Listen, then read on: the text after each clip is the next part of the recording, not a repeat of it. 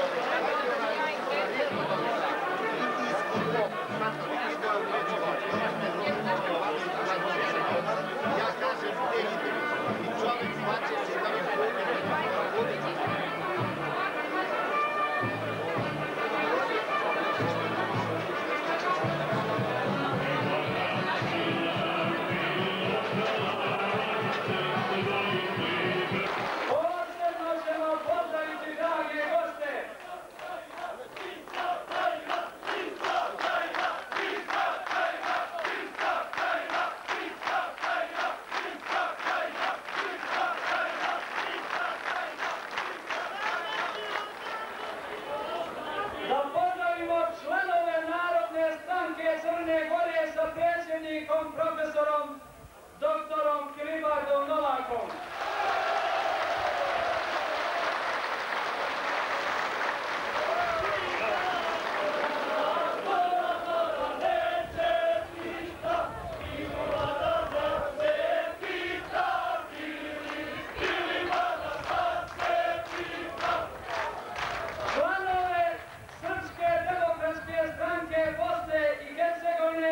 Sa predsjednikom doktorom Karadžić Radovanom.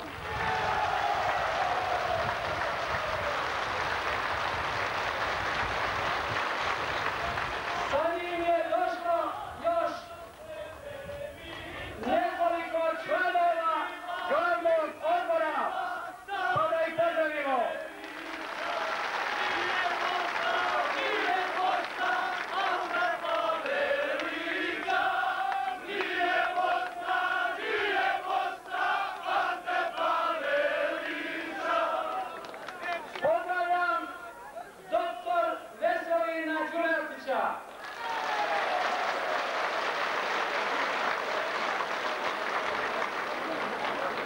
Pozdravljamo akademika dr. Vojislava Maksimovića.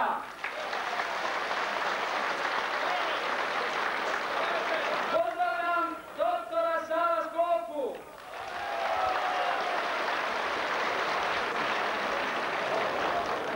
Pozdravljam Bošković Dušana, predsjednika Demokratske stranke Slobode iz Beograda.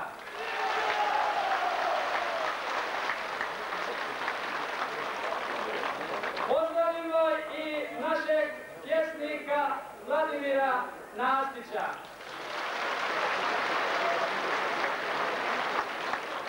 Također pozdravimo našeg književnika Tomu Šipovca.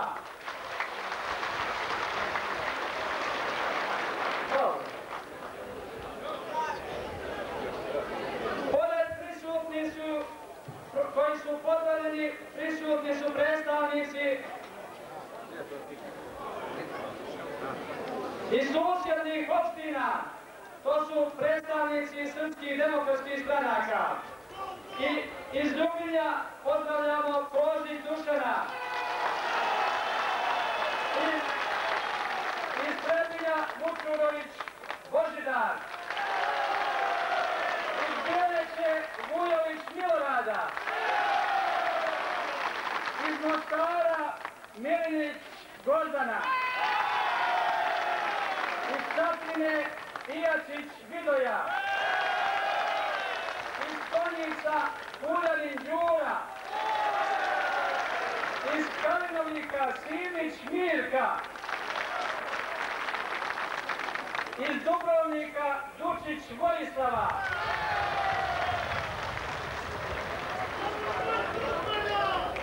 Iz Gaska Bratić Ranka. Iz Kukulja Srbac Vid Janića. Iz Toca Bačević Slavoljuba. Pozdravljam i one koji nisu blagovremeno ni se prijavili, a prisutni su ovdje ispred opštinskih organizacija Hercegovine, Bosne i Crne Gore.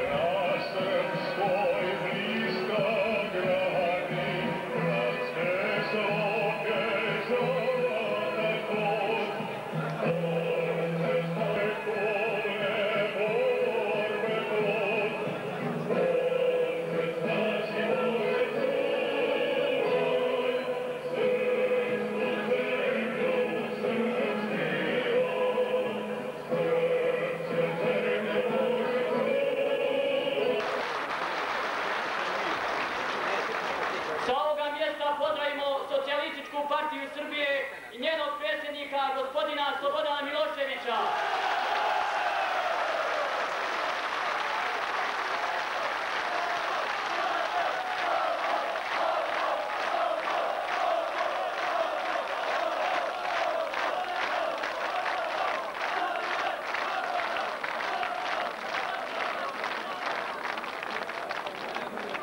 Pozdravimo Srpski pokret obnove i njenog predsjednika, gospodina Vuka Draškovića.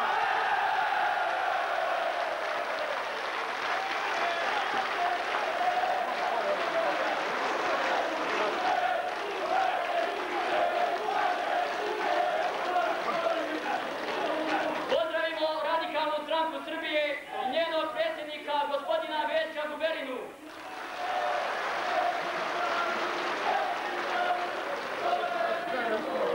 Pozdravimo Demokratsku stranku Srbije i njenog predsjednika, gospodina Dragoljuba Mićunovića.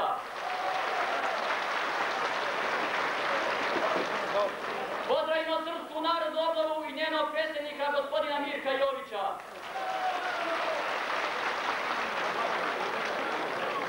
A sada jednim velikim aplauzom pozdravimo članove glavnog odbora Srpske demokratske stranke koji su naknadno pristigli. Jovana Tintora,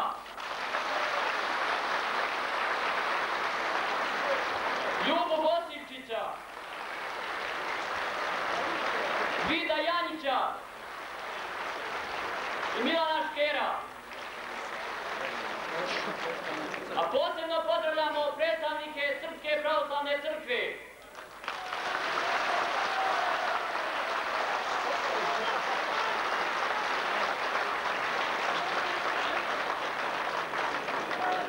Za rad Sabora nevećinskih Srba predlažem dnevni red.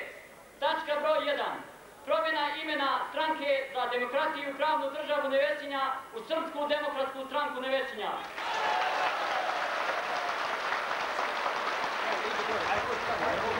Pod A. Ujedinjenje Srpske demokratske stranke Nevesinja na svim srpskim demokratskim strankama Bosne i Hercegovine. Pod B. Davanje podrške Srbima u Hrvatskoj i na Kosovu i Metohiji.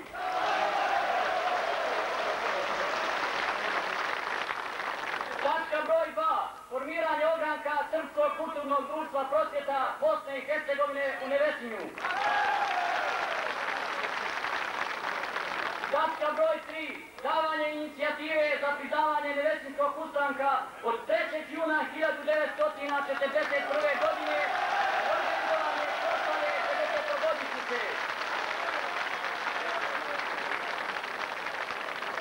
Tačka broj 4. Izbor rukovodstva stranke Srpske demokratske stranke u Nevesinju.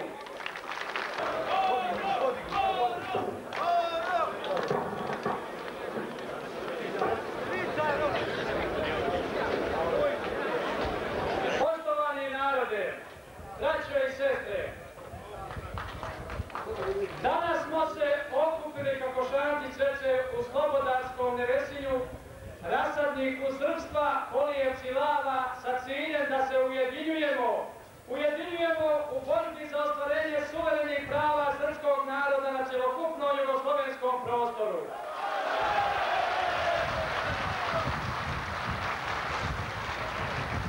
Na ujedinjenju radimo prema našem programu koji smo usvojili prilikom formiranja stranke. Htjeli smo i ime SDS, ali tadašnji protivustavni zakonski propis SRDH nije dozvoljavao da ga uzmemo. Ostalo je da se borimo za to. Kad je spojeno 6 istih ideja podudarnika registrovanih stranaka u Bosni i Hercegovini, ideja je prenesena zagovornicima formiranja Srpskog kulturnog društva prosvjeta u Sarajevu, koji su probudili dio intelektualaca iz Sarajeva, te uz pomoć i podršku prvaka Srpske demokratske stranke iz Hrvatske i Narodne stranke iz Crne Gore, došlo je do formiranja Srpske demokratske stranke Bosne i Hercegovine, u kojoj smo i mi startovali na osnivačkoj skupštini. Do sada je ujedinjeno više od 80 opštinskih organizacija Bosne i Hercegovine, a u toku su organizovanja skupština Srpske demokratske stranke u ostatku opštinskih mjesta Bosne i Hercegovine. U regiji Istočne Hercegovine 7 opštinskih mjesta su formirali Srpsku demokratsku stranku, a 4 opštinska mjesta nalaze se u fazi inicijativnih odbora. Do 10.9.1990. godine bit će održane sve opštinske skupštine, nakon čega će slijediti formiranje regionalnog rukovodstva Srpske demokratske stranke za Istočnu Hercegovinu. I druge regije to će da urade paralelno sa nama, nakon čega će slijediti održavanje Republičke skupštine Srpske demokratske stranke, na kome će se izabrati republičko rukovodstvo Srpske demokratske stranke za Bosnu i Hercegovinu. Da bi ostali dosljedni borci za ujedinjenje svih srpskih demokratskih stranaka, predlažem ovdje da promijenimo ime Stranke za demokratiju i pravnu državu Nevesinja u Srpsku demokratsku stranku Nevesinja.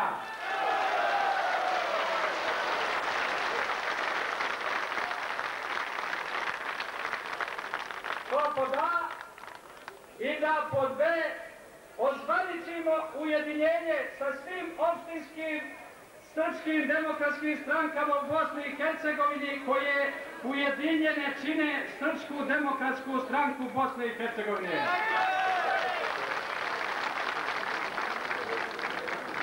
Eto vaš je aplauz, već to izgleda usvojio. Hvala vam na usvajanju predloga. Dali smo pun doprinos jačanju jedinstva Srba u Bosni i Hercegovini i u Jugoslaviji. Jedinstveni smo jači, a ono nam je itekako potrebno, upravo danas.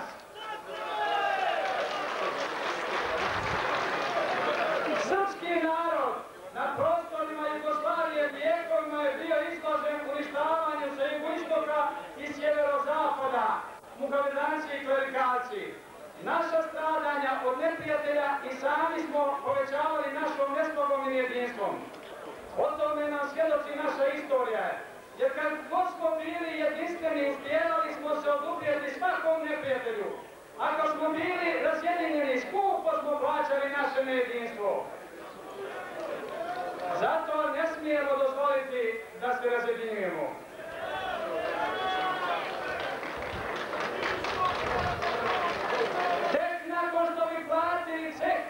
Zbijali smo svoje redove i kao složna braća započinjali smo bitke koje smo dobijali.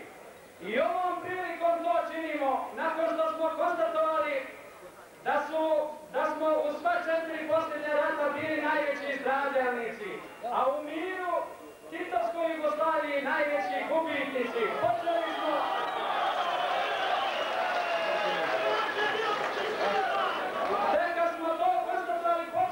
sa homogenizacijom Srba u Srbiji pod vodstvom Slobodana Miloševića.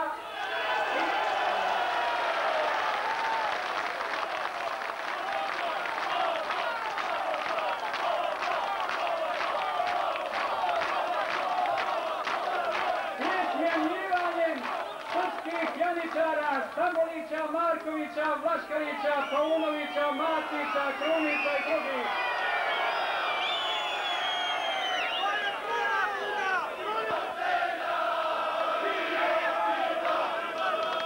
Braća i sestre,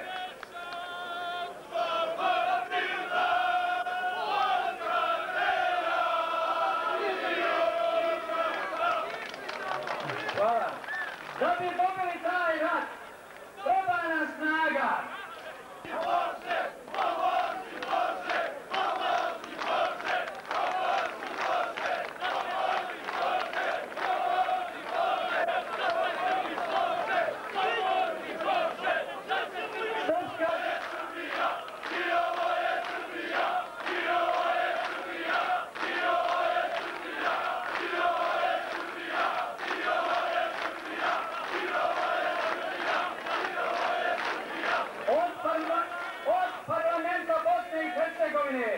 Tražit ćemo povraćaj oduzetih teritorija i privrednu i političku rehabilitaciju Nevesinja koje je dovedeno do prosjačkog štapa, jer jedna u njemu živi nepunih 14.000 stanovnika. Primjenjivanja je ista politika prema Nevesinju kao prema srpskim krajevima na Kosovu. O tome najbolje govori broj stanovnika. Dok su se druge opštine udvostručavale, trostručile ili peterostručile u odnosu na predratno stanje, mi smo opali na 1/3 predratnog stanovništva. Tome nije potreban komentar. Znači da su nas kaznili za doprinos koji smo dali u borbama za nacionalnu i socijalnu slobodu i pravdu u posljednja 4 rata, 1875. 1882. 1914. 1941. Ali ispravljat ćemo u našim nastojima da ispravimo tu nepravdu i da zauzmemo svoje mjeste gdje nam je istorijski i pripada.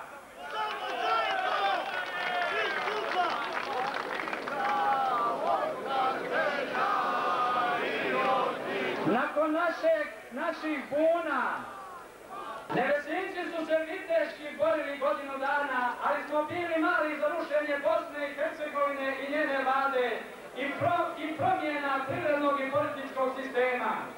Ujedinjeni sada u savez srpskih demokratskih stranaka, okrivati ćemo i srušit ćemo birokratsku vladu. Žandarmerija neće nas suditi.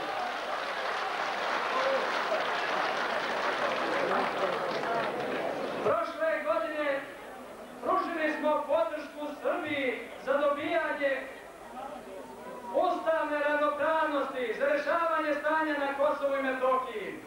Vršili smo pritisak na bosansko-hercegovačko rukovodstvo da pomogne Srbima na Kosovu i Metohiji. Ove godine javilo se slično Kosovo sa Srbima u Hrvatskoj, pa smo uputili proteste hrvatskoj vladi i podržali zahtjeve srpskog naroda u Hrvatskoj uz obećanje da ćemo biti spremni ako zatreba i vojnički da im pomognemo. Hoćemo li?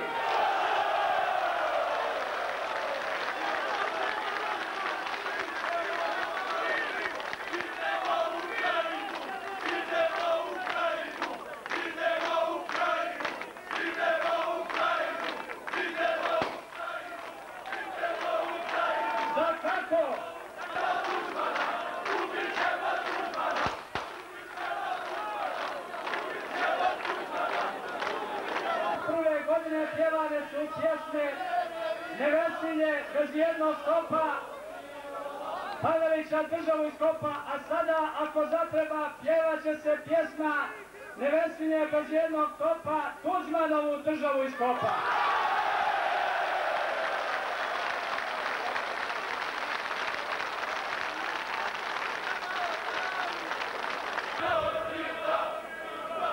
Članovi Srpske demokratske program Srpske demokratske stranke Bosne i Hercegovine podudara sa Nevesinskom, a otvoren je i za dogradnju na Skupštini Srpske demokratske stranke Bosne i Hercegovine, to predlažem da ga usvojimo. Slažete se? Srpskih stranaka!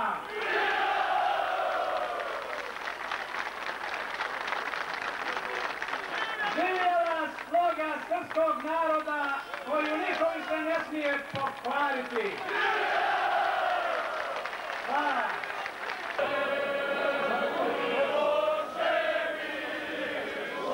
Dame i gospodo, braćo i sestre,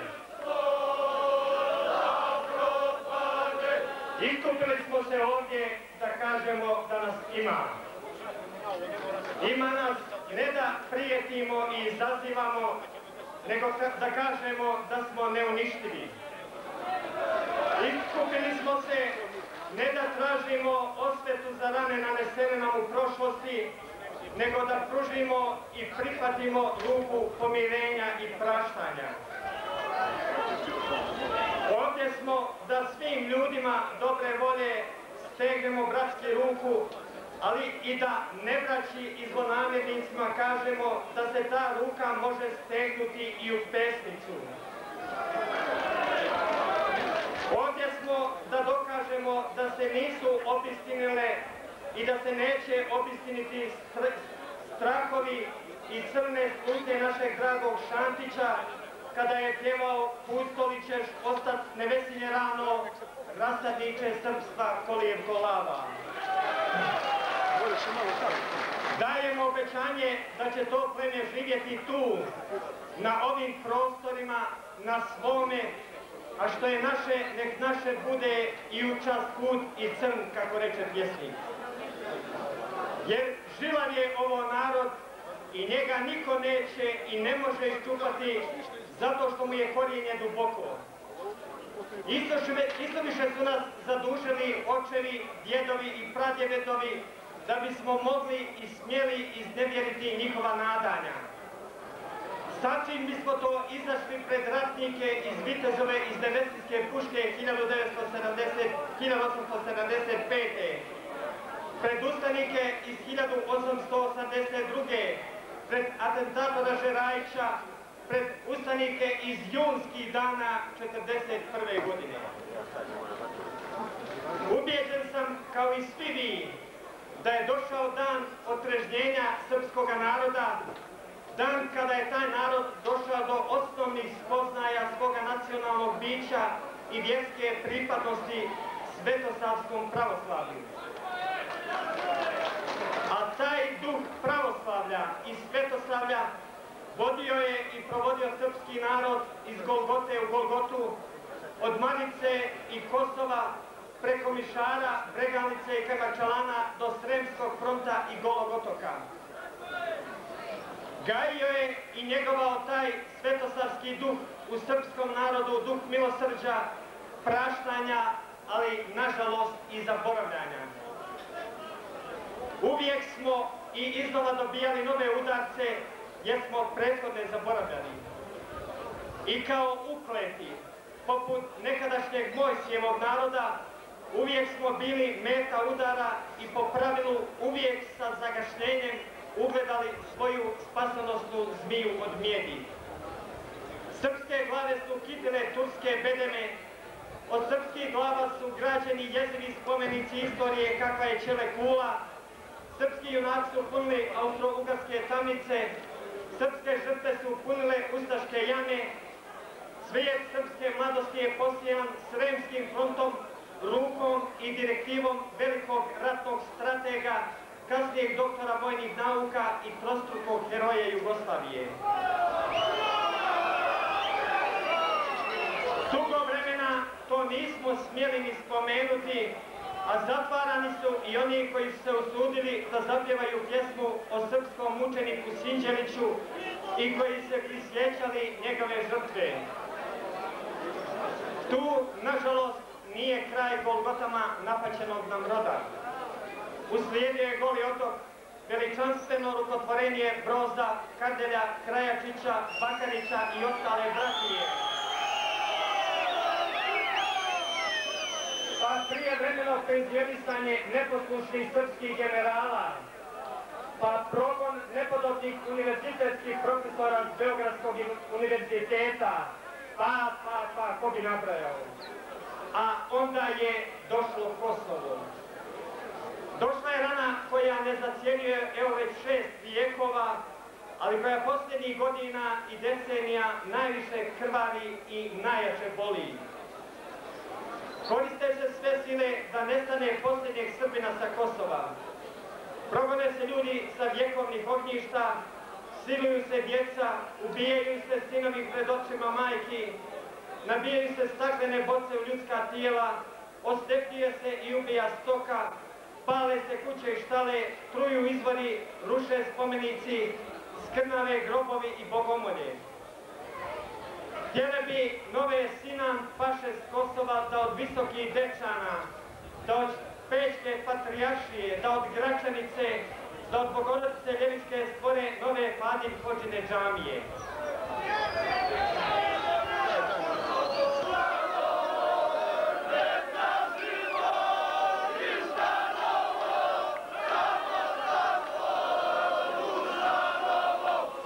Ratovi koje je vodio bili su odbrambeni i oslobodilački, jesu branili i čuvali svoje i uzgred druge oslobađali iz ropstva, odnosno iz zarobljeništva. Stvar je njihovog obraza i nacionalne kulture, da li će to danas priznati ili neće srpskom narodu.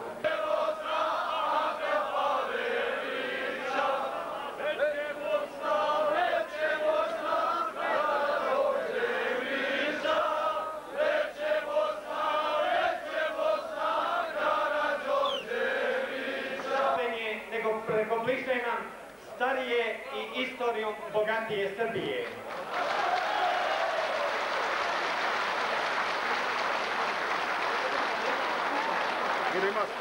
Ubijeđen sam da mlada generacija našeg Nevesinja neće osnivanje jednonacionalnih stranaka doživjeti kao poziv za nacionalističko iživljavanje, nego ih prihvatiti kao obilježje svoga i poštovanje tuđega.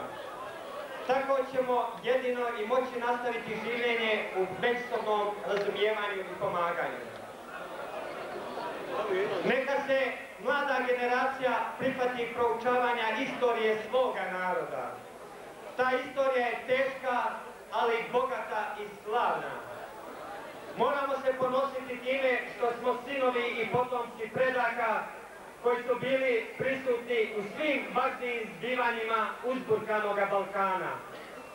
Moramo sačuvati neprekinutu nit koja nas spaja sa besmrtnicima. Živjeli i hvala vam.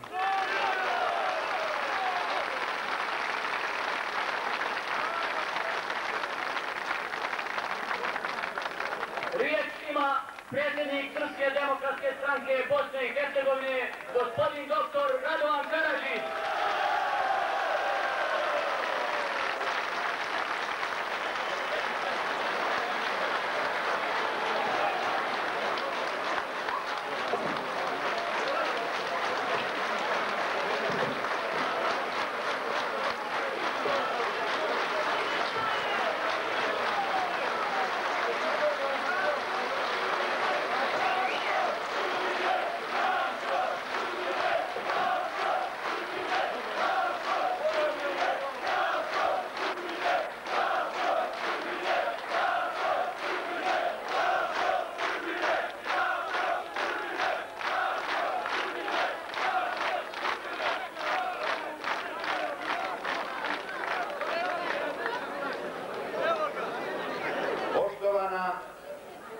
Narodna skupštino Nevesinja, pozdravljam vas kao najvišu vlast u ovome kraju.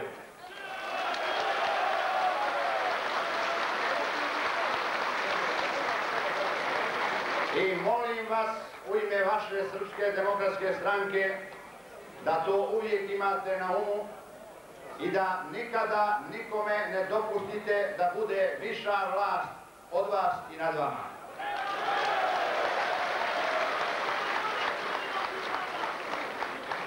Tek je mjesec i pol dana od osnivanja Srpske demokratske stranke Bosne i Hercegovine, a Srbi u Bosni i Hercegovini su se politički uspostavili, uspravili i digli sa koljena na kojima su klečali, sve u nadi da će umilostiviti svoje neprijatelje, zbratimiti nebraću i spasiti zajedničku državu. Srpski narod se trgnuo iz omamljenosti, a probudile su ga nekolike jednostavne, a zbog svoje istinitosti čarobne rečenice. Evo tih jednostavnih, a čarobnih rečenica.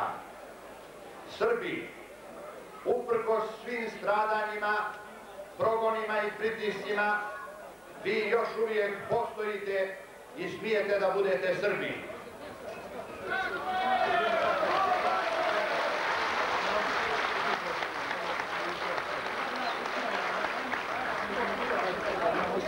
Srbi, vaše postojanje nije prijetnja nikome i vaše postojanje ne smije nikoga da vrijeđa, i niko nema prava da se ljuti što vi postojite.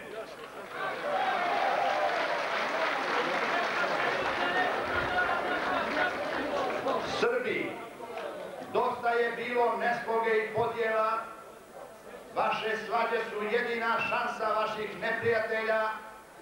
Ako ste složni, vaši neprijatelji protiv vas nemaju nikakvih šansi.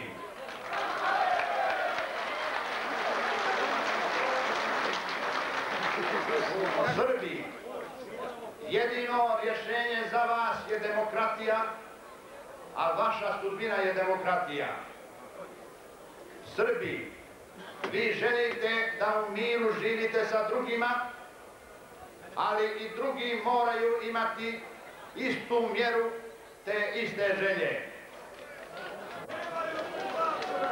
Srbi, prema drugima ćete se ponašati tačno onako kako se drugi ponašaju prema vama.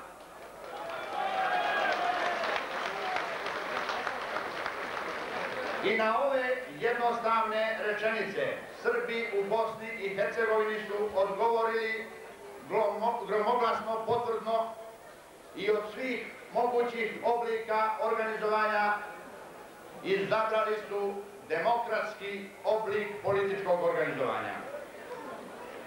Sve što srpski narod u Bosni i Hercegovini traži jeste demokratija, ravnopravnost i mir.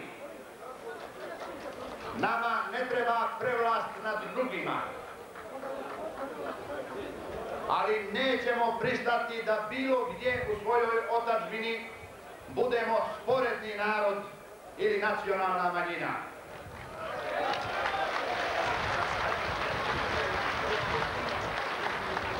Srpski narod je zavisan samo od samog sebe i od demokratije i ni od čega drugoga i ni od koga drugoga. Kad god je bila ugrožena demokratija, ugrožen je bio i srpski narod. Nama se ponegdje prigovara da ne nastupamo dovoljno oštro, ali nama ne trebaju oštri nastupi. Srpski narod ne napada i ne osvaja ništa tuđe, pa mu nije potrebna prgavost i surovost. Srbi se na skoro svim meridijanima brane i za odbranu su im potrebni samo istina, pravda i demokratija. A tamo gdje naši partneri odstupe od demokratije i postanu naši protivnici i prihvate se drugih nedemokratskih sredstava borbe, mi ćemo ta sredstva borbe prihvatiti i od demokratije odstupiti samo ako budemo na to natjerani.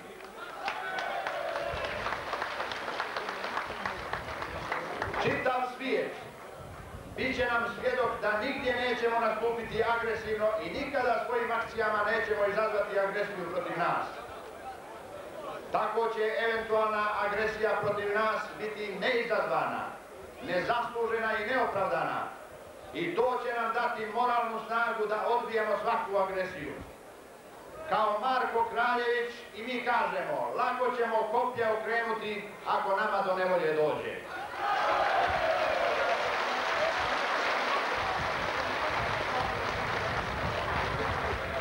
Mi imamo neprijatelje koje ničim ne izazivamo, ali njih izaziva naše postojanje, naša kultura, naša ćirilica, naša pravoslavna vjera i crkva, naša sloga i naša država.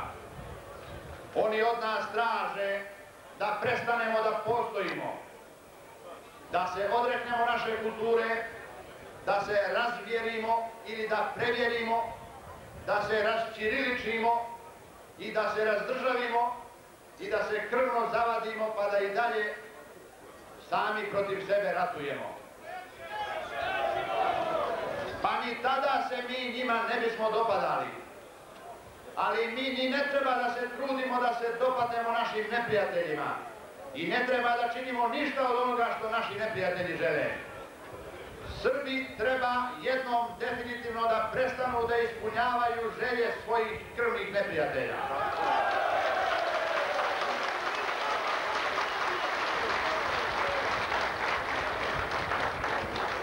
Naši neprijatelji nisu samo oni koji mrze Srbe. Naši neprijatelji su i oni koji su neprijatelji demokratije. A demokratija je danas ugrožena na mnogim tačkama naše izmučene zemlje.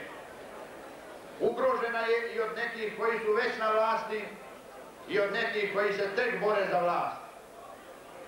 Ne trebuje carstvo neljudima nakon da se pred svijetom ruže, kaže naš veliki Njegoš.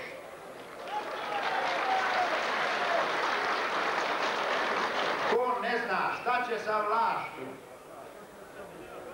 njemu vlast ne treba ni dati. Ko zloupotrebljava vlast za ugrožavanje građanskih sloboda, kao što se dešava ovih dana, treba ga pokazivati svijetu kao civilizacijsko strašilo. Danas neke sasvim zvanične ličnosti nude da potroše i unište milion Hrvata da bi uništili milion Srba i tako ih se riješili. Ali to je slaba računica. Malo je milion napadača jer oni koji napadaju, njih mora biti 3 puta više od onih koji se brane.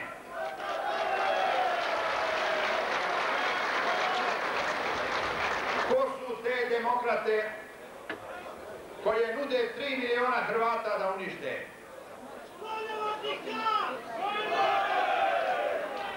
Kako će oni odabrati one koje su spremni da žrtvuju? Čiju djecu će oni poslati na klanicu? Šta na to kažu hrvatske majke? Zar one ne rađaju i ne podižu djecu za nešto drugo? Mi znamo šta kažu srpske majke i svi demokratski opredjeljeni Srbi. A oni kažu, mi nemamo ni jednog jedinog Srbina viška da bismo ga žrtvovali.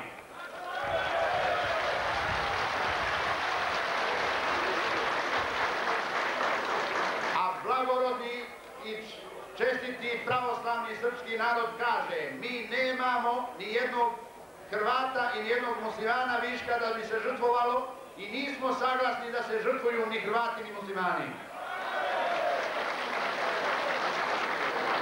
Ko ne zna da sredi državu i državne stvari bez krvi, suza i leševa, taj neka ide sa vlasti što prije, jer će doći drugi koji će za sređivanje države trošiti pamet, a ne ljudske živote.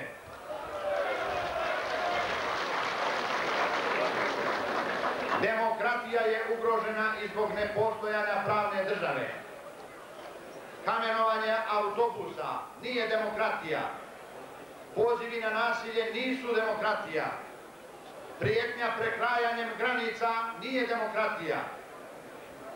Ali kao da neko želi da se stvori privid haosa, kako bi se izveo zaključak da bez stare vlasti neće biti mira. Kao da kažu, neće biti ni hljeba, ali neće biti ni mira, jer znaju da narod radije ostaje bez hljeba nego bez mira. Mi poručujemo da će biti i hljeba i mira ako bude demokratije. To je jedini uslov za hljeb i za mir.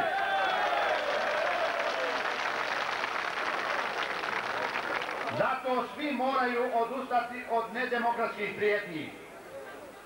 Ponegdje se prijeti preuzimanjem vlasti, totalno, preuzimanjem sredstava informisanja, štampe, televizije i škola. Takvo preuzimanje zajedničkih institucija vodilo bi ili u asimilaciju drugih naroda, što je ozbiljna prijetnja, ili u podjelu posljednjih zajedničkih institucija. Mi bismo sa žaljenjem gledali na razbijanje zajedničkih institucija, sa žaljenjem bismo gledali na razdvajanje djece u školama prema nacionalnoj pripadnosti. Sa žaljenjem bismo gledali na razbijanje zajedničkih sredstava informisanja. Ali prihvatit ćemo sve što dođe, bit ćemo prisiljeni da komadiće razbijenih zajedničkih institucija koji pripadaju nama prihvatimo. Sa žaljenjem bismo gledali na razbijanje svega što je zajedničko. Mi se ne bojimo ničega što se sprema.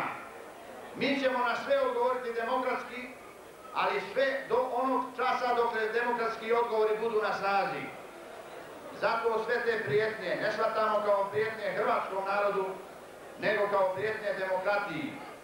Ne shvatamo kao prijetnje srpskom ili muslimanskom narodu, nego kao prijetnje demokratiji. A prijetnja demokratiji je i prijetnja svim narodima odjednom. Zbog prijetnji demokratiji i slobodi mi smo i osnovali svoju Srpsku demokratsku stranku. Stranku smo osnovali da bude dobro Srbima i da bude dobro svima drugima. Stranku smo osnovali radi čojstva i junaštva, da sebe branimo od drugih i da druge branimo od sebe i da sebe same branimo od nas samih, jer smo često sami sebi najviše zla nanijeli. Stranku smo osnovali da izgrađujemo političku kulturu mladih naraštaja.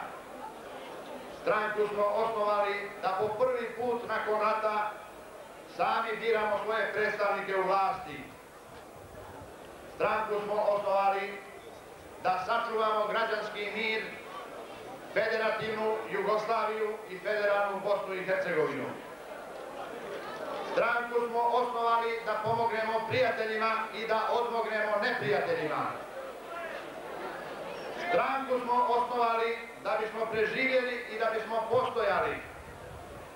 Stranku smo osnovali da se u njoj nađu svi Srbi, bez poraženih i pobjeđenih, bez bijelih i zelenih, bez crnih i crvenih.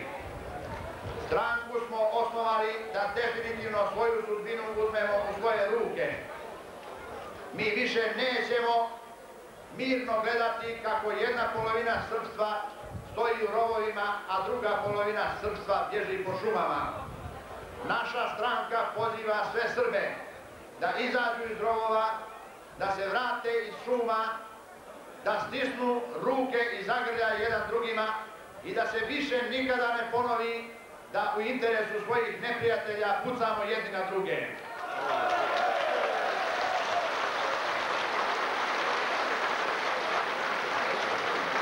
Naši protivnici misle da se mi nećemo moći politički organizovati i da nemamo političko vođstvo i političku inteligenciju.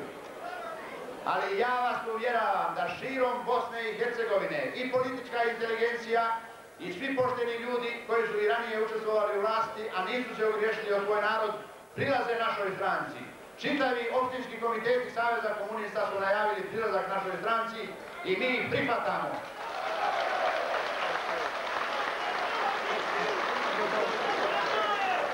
Naši protivnici također misle da mi nećemo odgojiti novo političko vođstvo. Ja vas uvjeravam da stranka širom Bosne i Hercegovine ima ogroman broj mladih i starih, hrabrih, poštenih i sposobnih ljudi koji će politički zanat i političku vještinu naučiti do izbora i srpski narod će biti ponovo na onome mjestu kojemu pripada po istoriji i po sposobnostima.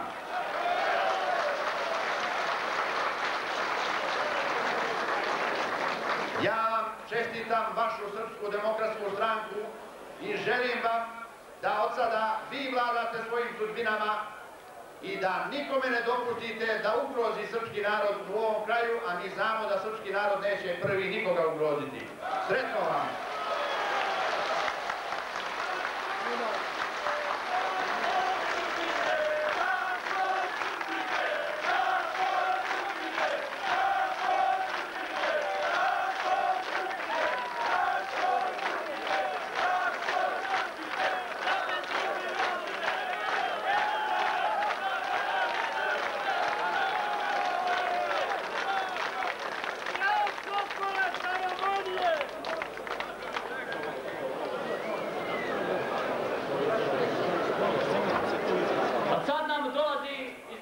Bratske, Lovne, Gore Crne, gospodin doktor Novak Ilibarda.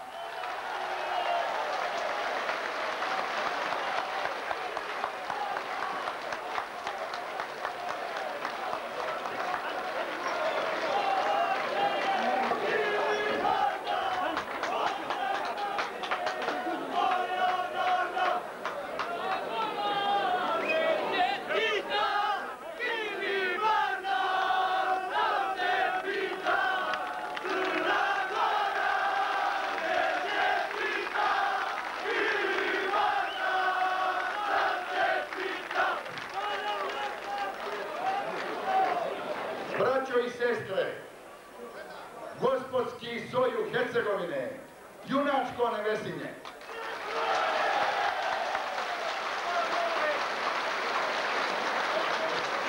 U ime Narodne stranke Crne Gore došao sam da pozdravim vaš skup sa velikom željom i nadom da će Srpska demokratska stranka u Nevesinju raditi i živjeti na tradicijama Nevesinja. A kad se kaže Nevesinja, zna se odmah kakva je to luča i iskra srpske slobode u Hercegovini.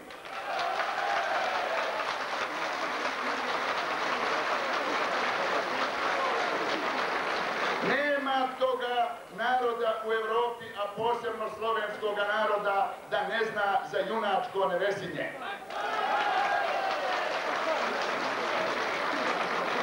Nevesinje će i dalje biti što je i bilo luča i otkup Srba kao što ih je i danas okupilo. Dužan sam da vam kažem ponešto o Narodnoj stranki koju predstavljam. Narodna stranka Crne Gore imala je snage i hrabrosti da kaže da je Crna Gora stara srpska država.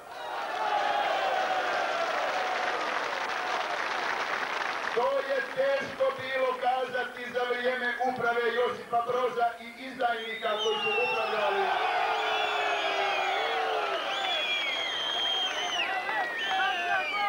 Postarali su se oni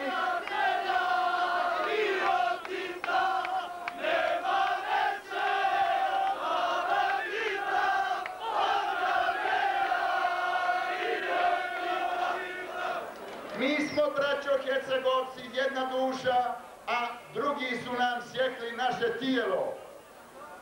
Između Crne Gore i Hercegovine nema nikakve razlike.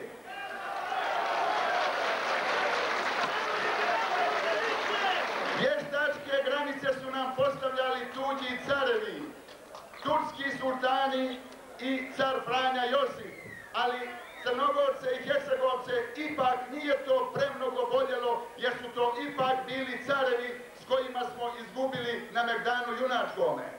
Mnogo je više boljela granica koju postavlja carski cukspirer Josip Broz.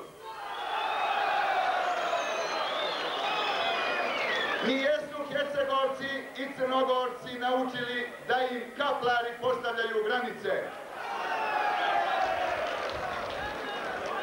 Narodna stranka Crne Gore, kao i njene sestrinske stranke, Srpska demokratska stranka Bosne i Hercegovine i Srpska demokratska stranka Hrvatske, imaju osnovni i sveti cilj da prave duhovno jedinstvo srpskog naroda. Nas optužuju sa strane da pravimo nekako zaokruženje nekoga drugoga. Mi se od toga ne stidimo, mi kažemo i pravimo zaokruženje da ne bi se opet ponovile jame kao što je Koricka, pored koje sam prošao danas.